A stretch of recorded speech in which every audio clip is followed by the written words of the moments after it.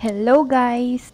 At dahil cute na cute ako sa nabili kong portable mini fruit blender, ay gusto ko na din siyang i-flex. Ang tagal ko na din nga pala naghahanap ng blender. At sakto naman, ito yung nahanap ko. Kung ano nakasulat dyan, kinopya ko lang yan sa box. At yan na nga, nilagay ko na yung avocado with fresh milk.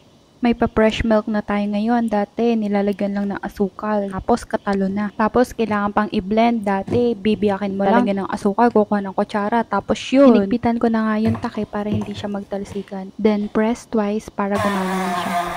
Namiss ko din talaga yung avocado sa tabi ng bahay namin sa Mindoro. May puno kasi doon na isa o dalawang beses ko lang natikman. Kasi kapag madami, parang ayaw mo nang tikman, di ba? Parang nasusuya ka na.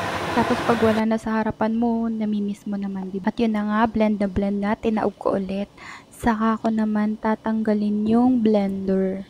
Diyan ka na nag-blend, yan na rin yung gagamitin mo para inumin. Yung ginawa mo. Hindi na kailangang ilipat-lipat pa o isalin-salin sa ibang lalagyan. Tapos pwede mo na siyang dalhin kahit saan ka magpunta. Ilang beses ko na siya nagamit pero hindi pa rin siya nalulobat. Sobrang nakitan lang talaga ako dito. Yan lang, thank you for watching.